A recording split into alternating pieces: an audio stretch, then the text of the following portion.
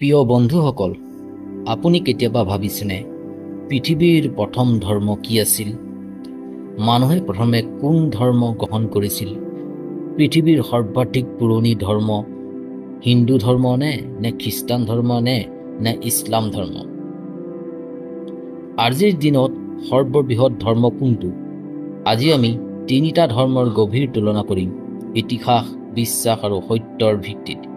কিন্তু এই ভিডিঅ'ত আগবাঢ়ি যোৱাৰ আগতে মই এটা কথা স্পষ্ট কৰি দিওঁ যে মই ইয়াত কোনো ধৰ্মক ব্যক্তিগতভাৱে প্ৰচাৰ কৰিবলৈ যোৱা নাই। মই নিজে এজন হিন্দু ধৰ্ম, কিন্তু মই আন ধৰ্মকো সন্মান কৰোঁ।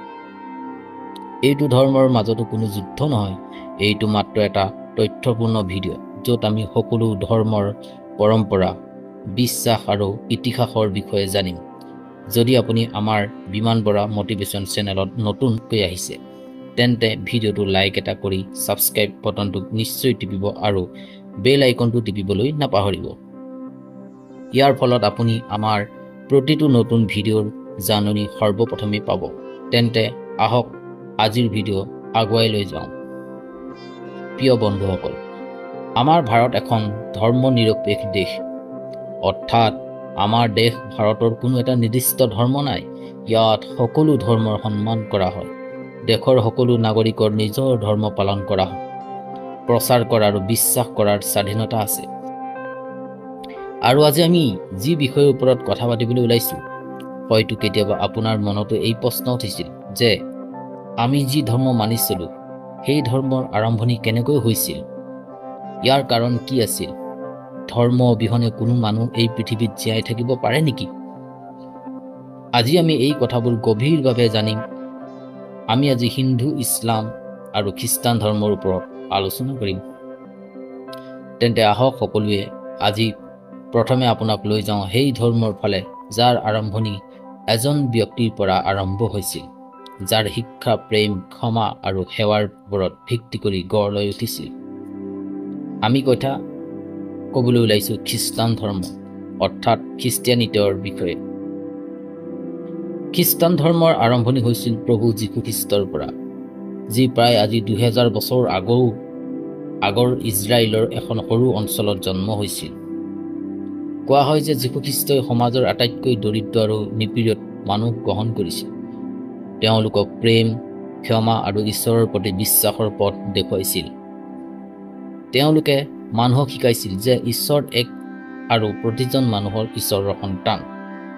যেতিয়া তেওঁ ধৰ্মীয় ভণ্ডামি কৰি কুসংস্কাৰৰ বিৰুদ্ধে কথা ক'বলৈ আৰম্ভ কৰিলে, তেতিয়া শাসকসকলে তেওঁক দুচটা কাঠত গজাল মাৰি ওলমাই দিছিল। খ্ৰীষ্টান বিশ্বাস অনুসৰি যীশুখ্ৰীষ্ট তৃতীয় দিনা পুনৰ জীৱিত হৈ উঠিল আৰু তাৰ পৰাই খ্ৰীষ্টান ধৰ্ম আৰম্ভণি হৈছিল। খ্ৰীষ্টান ধৰ্মৰ আটাইতকৈ পবিত্ৰ গ্ৰন্থ হ'ল বাইবেল, যি দুটা ভাগত বিভক্ত কৰা হৈছে। প্ৰথম ভাগত যীশুদী পৰম্পৰা আৰু ইতিহাসৰ কথা উল্লেখ আছে, আৰু দ্বিতীয় ভাগত যীশুখ্ৰীষ্টৰ জীৱন, তেওঁৰ শিক্ষা আৰু শিষ্যসকলৰ কথা বতৰা অন্তৰ্ভুক্ত হৈ আছে। বাইবেলক ঈশ্বৰৰ বাণী বুলি গণ্য কৰা হয়, আৰু এইটোৱেই পৃথিৱীৰ আটাইতকৈ বেছি মুদ্ৰিত আৰু পঢ়া গ্ৰন্থ। খ্ৰীষ্টান ধৰ্মৰ মূল বিশ্বাস হ'ল যীশুখ্ৰীষ্টৰ ঈশ্বৰৰ পুত্ৰ। তেওঁ মানৱতাৰ পাপেৰে বলিদান দিছিল, তেওঁৰ জৰিয়তেহে মুক্তি সম্ভৱ। খ্ৰীষ্টান ধৰ্মত প্ৰাৰ্থনা, সেৱা, দয়া আৰু ক্ষমাক অতি গুৰুত্ব দিয়া হয়। এই ধৰ্মই শিকায় যে প্ৰতিজন মানুহ ঈশ্বৰৰ প্ৰতিছবি আৰু সকলোৰে মাজত প্ৰেম থাকিব লাগে। যিসকলে যীশুখ্ৰীষ্টত বিশ্বাস কৰে তেওঁলোকক খ্ৰীষ্টান বোলা হয়। তেওঁলোকে গীৰ্জাত যায়, বাইবেল পঢ়ে আৰু সমাজ সেৱাক ধৰ্ম হিচাপে গণ্য কৰে। পৃথিৱীৰ প্ৰায় 240 কোটিৰ অধিক মানুহ খ্ৰীষ্টান, অৰ্থাৎ সমগ্ৰ পৃথিৱীৰ প্ৰায় 30% ওপৰত এই ধৰ্ম আমেৰিকা পৰা ধৰি ইউৰোপ, আফ্ৰিকা, অষ্ট্ৰেলিয়া, এছিয়ালৈকে বিস্তৃত হৈ আছে।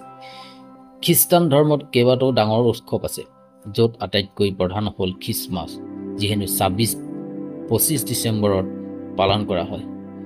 যীশুখ্ৰীষ্টৰ জন্মদিন গুড ফ্ৰাইডে বুলি কোৱা হয়, যেতিয়া যীচুক দুচটা কাঠত বান্ধি ওলমাই দিছিল, আৰু ইষ্টাৰ, যেতিয়া তেওঁৰ মৃত্যুৰ 3 দিনৰ পিছত পুনৰ জীৱিত হৈ উঠিছিল। এই উৎসৱবোৰত গীৰ্জাত প্ৰাৰ্থনা হয়, ঘৰত মমবাতি জ্বলোৱা হয় আৰু মানুহে একেলগে প্ৰেম ভাগ বতৰা কৰে। এই ধৰ্মৰ আটাইতকৈ বিশেষ কথা হ'ল ইয়াৰ বিশ্বজনীন জীনতা আৰু প্ৰেম। খ্ৰীষ্টান ধৰ্ম এনে এটা ধৰ্ম যিয়ে শিক্ষা, চিকিৎসালয়, মানৱ সেৱা, পৰোপকাৰৰ ক্ষেত্ৰত বহুত কাম কৰিছে। মিছনাৰী স্কুল হওক বা দাতব্য সংস্থা খ্ৰীষ্টান ধৰ্ম সেৱাক আটাইতকৈ ডাঙৰ ধৰ্ম হিচাপে গণ্য কৰে। দ্বিতীয়তে আমি যাম ইছলাম ধৰ্মৰ বিষয়ে আলোচনা কৰিম। এনে এটা ধৰ্ম যাৰ আৰম্ভণি হৈছিল জ্বলন্ত মৰুভূমিৰ বালিৰ পৰা। ইছলাম ধৰ্মৰ আৰম্ভণি হৈছিল 7ম শতিকাত আজিৰ ছৌদি আৰবৰ মক্কা নামৰ এখন চহৰত। এই ধৰ্মৰ আৰম্ভণি হৈছিল এজন নবীৰ পৰা, হজৰত মহম্মদ চাহাবৰ পৰা। মুছলমানসকলে বিশ্বাস কৰে যে মহম্মদক চাহাবক ঈশ্বৰ অৰ্থাৎ আল্লাহে শেষ নবী হিচাপে পঠিয়াইছিল। ঈশ্বৰৰ বাৰ্তা তেওঁ ফেৰেস্তা জিবলিলৰ জৰিয়তে পাইছিল আৰু সেই বাৰ্তাই পিছত পবিত্ৰ কোৰাণৰ ৰূপত পৃথিৱীৰ আগত উপস্থিত হৈছিল। কোৰাণ শ্বৰীফ ইছলাম ধৰ্মৰ আটাইতকৈ পবিত্ৰ গ্ৰন্থ। মুছলমানসকলে বিশ্বাস কৰে যে কোৰাণত লিখা প্ৰতিটো কথা আল্লাহৰ প্ৰত্যক্ষবাণী। ইয়াত জীৱনৰ প্ৰতিটো দিশৰ বিষয়ে কোৱা হৈছে। মানুহে কেনেকৈ জীয়াই থাকিব লাগে, কেনেকৈ খাব লাগে, পিন্ধিব লাগে, আচৰণ কৰিব আৰু ঈশ্বৰৰ সৈতে কেনেকৈ সংযোগ স্থাপন কৰিব লাগে, এই সকলোবোৰ শিকাইছিল। ইছলাম ধৰ্মৰ 5টা মূল বিশ্বাস আছে। প্ৰথম, চাহাদা, ঈশ্বৰ এক আৰু মহম্মদ তেওঁৰ নবী। দ্বিতীয়, নামাজ, দিনত 5 বাৰ প্ৰাৰ্থনা কৰা হয়। তৃতীয়, ৰোজা, ৰমজান মাহত উপবাস পালন কৰা হয়। চতুৰ্থ, জাকাত, দৰিদ্ৰৰ সহায়ৰ বাবে নিজৰ উপাৰ্জনৰ এটা অংশ দান কৰা হয়। পঞ্চম, হজ, জীৱনত অনন্ত এবাৰ মক্কাৰ তীৰ্থযাত্ৰা কৰা। যিসকলে ইছলাম ধৰ্মত বিশ্বাস কৰে তেওঁলোকক মুছলমান বোলা হয়। তেওঁলোকে দিনত 5 বাৰ নামাজ পঢ়ে, আল্লাহক স্মৰণ কৰে আৰু জীৱনটো ঈশ্বৰে দেখুওৱা পথত চলাৰ চেষ্টা কৰে। পৃথিৱীৰ প্ৰায় 200 কোটিৰ ওপৰত মানুহ ইছলাম ধৰ্ম মানে, অৰ্থাৎ সমগ্ৰ পৃথিৱীৰ প্ৰায় 25% লোকে ইছলাম ধৰ্মত 2টা প্ৰধান উৎসৱ আছে, যেনে ঈদ উল ফিতৰ, যি ৰমজান মাহৰ পিছত উদযাপন কৰা হয় যেতিয়া ৰোজা শেষ হয়, আৰু ঈদ উল আধাক বকৰি ঈদ, যি ত্যাগ কৰি সমৰ্পণৰ প্ৰতীক।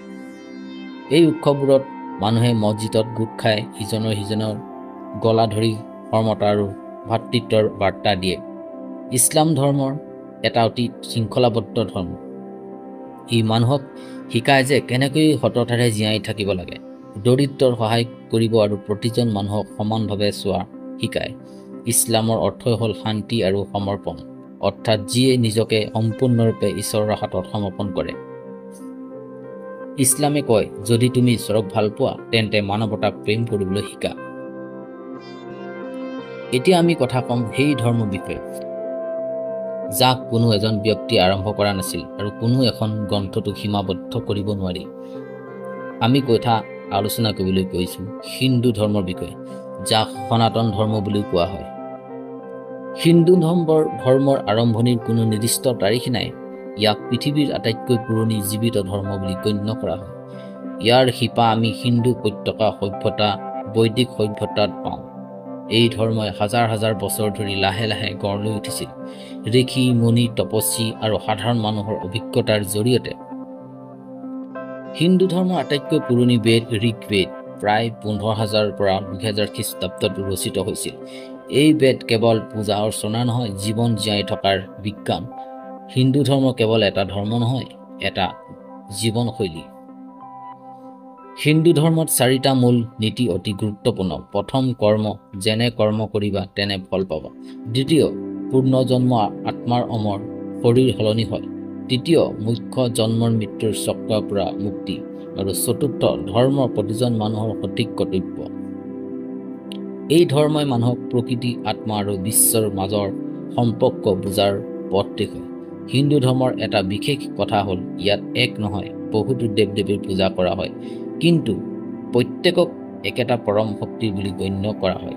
হিন্দু ধৰ্মৰ কিছুমান প্ৰধান দেৱ দেৱী হ'ল ব্ৰহ্মা, সৃষ্টিৰ স্ৰষ্টা; বিষ্ণু, সৃষ্টিৰ পালনকৰ্তা; শিৱ, সংসাৰ আৰু পৰিৱৰ্তনৰ দেৱতা; দেৱী দুৰ্গা, মা লক্ষ্মী, মা সৰস্বতী, ধত্ৰী, ধন আৰু জ্ঞানৰ প্ৰতীক। ইয়াত ভগৱানক মা দেউতা, গুৰু, বন্ধু আৰু সংগীৰ ৰূপতো পূজা কৰা হয়।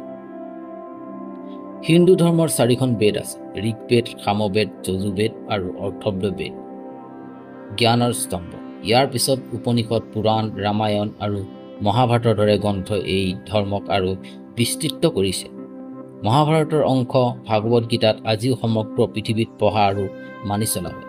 হিন্দু ধৰ্ম সম্ভৱত পৃথিৱীৰ আটাইতকৈ উৎসৱপ্ৰিয় ধৰ্ম। ইয়াত প্ৰতিটো মাহত প্ৰতিটো ঋতুত কোনোবা এটা উৎসৱ আহে আৰু প্ৰতিটো উৎসৱৰ পিছত এটা গভীৰ কাহিনী আৰু শিক্ষা থাকে।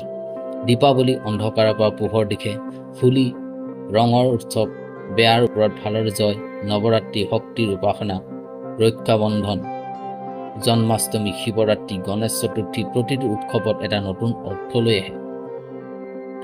আজিৰ তাৰিখত পৃথিৱীৰ প্ৰায় 120 কোটিৰো অধিক মানুহে হিন্দু ধৰ্ম মানে। ভাৰত, নেপাল, বাংলাদেশকে ধৰি, শ্ৰীলংকাকে ধৰি, ইণ্ডোনেছিয়া, মৰিচাছ বহুতো দেশত এই ধৰ্ম বিস্তৃত। কিন্তু এইটো কেৱল ধৰ্ম নহয়, এটা চিন্তা, জীৱন আৰু পৃথিৱীক চোৱাৰ এটা ধৰণ। এই ধৰ্মত কোনো জোৰ জবৰদস্তি নাই। কোনোৱে ক'ব নোৱাৰে যে কেৱল এইটো কৰা। ইয়াত পূজাৰ স্বাধীনতা আছে, চিন্তাৰ স্বাধীনতা আছে আৰু প্ৰশ্ন সোধাৰো স্বাধীনতা আছে। এই কাৰণেই হিন্দু ধৰ্ম কেৱল আটাইতকৈ পুৰণি নহয়, আটাইতকৈ নমনীয় আৰু জীৱিত ধৰ্ম, যি আজিও সময়ৰ সৈতে উদ্ভৱ হৈ আছে। এতিয়া প্ৰশ্ন উঠে, কোনটো ধৰ্ম আটাইতকৈ পুৰণি? হিন্দু ধৰ্ম আটাইতকৈ পুৰণি, সনাতন, অনাদি আৰু কোনো এজন প্ৰতিষ্ঠানৰ অবিহনে। খ্ৰীষ্টান ধৰ্মৰ আৰম্ভণি হৈছিল যীশু খ্ৰীষ্টৰ পৰা প্ৰায় 2000 বছৰ আগতে আৰু ইছলাম ধৰ্মৰ আৰম্ভণি হৈছিল মহম্মদ চাহাবৰ পৰা 7ম শতিকাত। তিনিওটা ধৰ্মৰ নিজৰ নিজৰ সময় আৰু বিশ্বাস আছে, কিন্তু তিনিওটাই উদ্দেশ্য হ'ল মানুহক উন্নত কৰা। প্ৰিয় দৰ্শক বৃন্দসকল, শেষত মাত্ৰ এইটো বুজি লওক, ধৰ্ম মানুহৰ মাজত এখন দিৱাল নহয়, এখন সেতু হ'ব লাগে, এটা পথ যিয়ে আমাক ঈশ্বৰৰ সৈতে নহয়, মানৱতাৰ সৈতে সংযুক্ত কৰে। যদি এই তথ্য আপোনাৰ চিন্তাধাৰক নতুন দিশ দিছে, তেন্তে এই ভিডিঅ'টো এটা লাইক কৰক, শ্বেয়াৰ কৰক আৰু আমাৰ বিমান বৰা মটিভেশ্যন ইউটিউব চেনেলটো এতিয়াই ছাবস্ক্ৰাইব কৰি ল'ব। আৰু আপুনি কোন ধৰ্ম মানে কমেণ্টত নিশ্চয় জনাওক। তাৰপিছত পৰৱৰ্তী ভিডিঅ'ত আপোনাক পুনৰ লগ পোৱাৰ প্ৰতিশ্ৰুতিৰে আজিলৈ আহোঁ। জয় শ্ৰীৰাম, জয় কৃষ্ণ, ওম নমঃ শিৱায়।